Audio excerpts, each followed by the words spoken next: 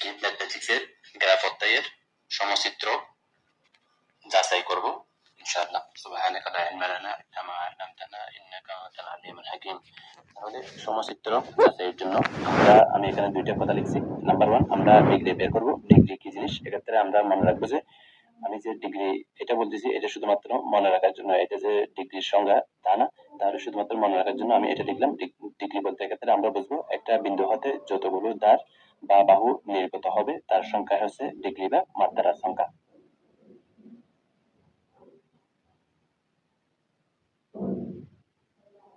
আরেকটা জিনিস আমি এখানে বলে রাখি, সেটা হচ্ছে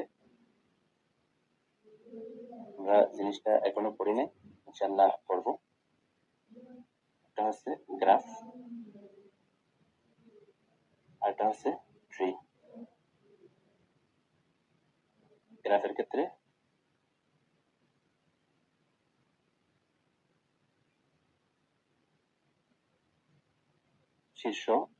শীর্ষবিন্দু যদি n হলে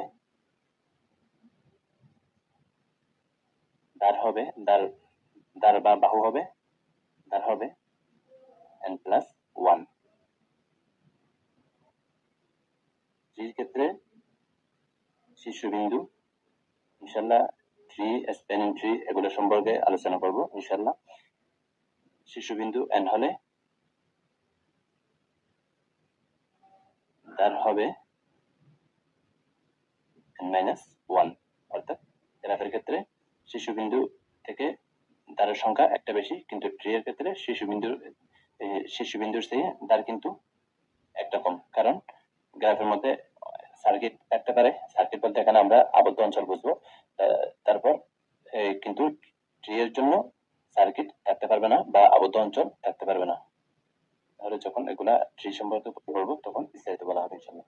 তাহলে আমরা সমচিত্র কিনা যাচাইয়ের জন্য আমরা যদি লক্ষ্য করি G1 চিত্রে শীর্ষবিন্দু কয়টা? U1 U2 U3 U4 U5 শীর্ষবিন্দু 5টি এবং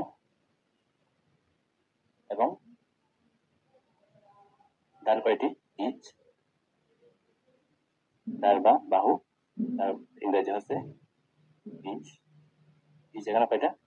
একটা, বা সোজা যেগুলো আছে সেগুলো নিই, একটা দুইটা তিনটা চারটা পাঁচটা ছয়টি। এখন আমরা ডিগ্রি U1 বের করবো। একই সাথে আমরা দুইটা করব যাতে আমাদের জন্য কাজটা সোজা হয়। তাহলে এভাবে দাগ দিলাম। দাগটা দেওয়ার পর আপনারা ইরেজার দিয়ে করে দিবেন, মুছে দিবেন। তারপর G2 চিত্রে শীর্ষবিন্দু ভার্টিসেস শীর্ষবিন্দু কয়টা? 5টা। তারপর এবং ইচ কয়টা? দ্বার ADG ইচ আছে একটা দুইটা তিনটা চারটা পাঁচটা ছয়টি। তাহলে এখন আমি ডিগ্রি বের করব। প্রথমে আমি যেভাবে লিখি U1 degree, U2 degree, U3 degree, U4 degree, U5।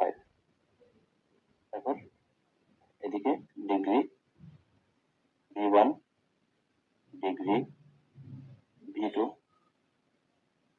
Degree, V3 degree, V4 মানে V4 এর মাত্রা V5 সমান চিহ্ন দিয়ে দিই। এভাবে করলে আমাদের সুবিধা হয়, বারবার লিখতে হয় না। তাহলে ইউ থেকে আমরা যদি লক্ষ্য করি, আমি এখানে কি বলছি, একটা বিন্দু হতে ডিগ্রি, একটা বিন্দু হতে যতগুলো ধার বা বাহু নির্গত হবে তার সংখ্যা হচ্ছে ডিগ্রি বা মাত্রার সংখ্যা। তাহলে ইউ থেকে এখানে কয়টা বাহু নির্গত হয়েছে আমরা যদি লক্ষ্য করি, একটা ইউ, একটা দুইটা তিনটা, দিলাম 3। তারপর B1 থেকে কয়টা বাহু নির্গত হয়েছে? একটা দুইটা তিনটা, দিলাম 3। চিত্রে দেখবো আর লিখবো আচ্ছা। তারপর U2 থেকে কয়টা বাহু এখানে থেকে নির্গত হলো? একটা দুইটা, দিলাম 2। তারপর B2 থেকে কয়টা বাহু নির্গত হলো? একটা দুইটা, দিক থেকে বের হলো, তাহলে 2টা।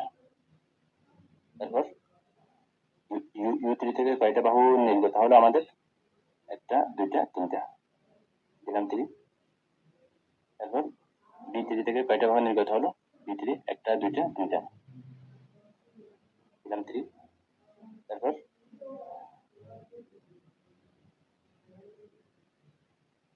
U4 থেকে কয়টা বাহু নির্গত হলো? একটা দুইটা, দিলাম 2। UB4 থেকে কয়টা বাহু নির্গত হলো? একটা দুইটা, দিলাম 2।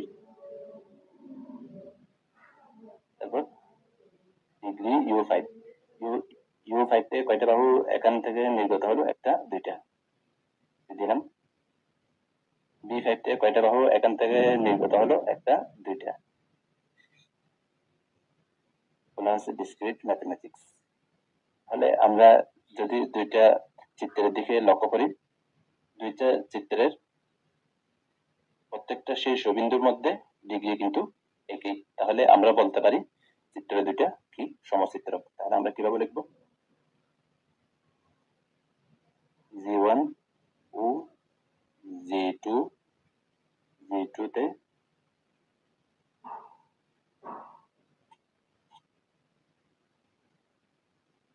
প্রত্যেক শীর্ষবিন্দুর মাত্রা একই, অতএব G1 ও G2 সমচিত্রক। তৃপ্তি নিয়ে অনার্সের ম্যাথগুলো করার জন্য চ্যানেলটি সাবস্ক্রাইব করে পাশে থাকা নোটিফিকেশন বাটনটি অন করে রাখুন। ভিডিওটি লাইক এবং শেয়ার করে দিন।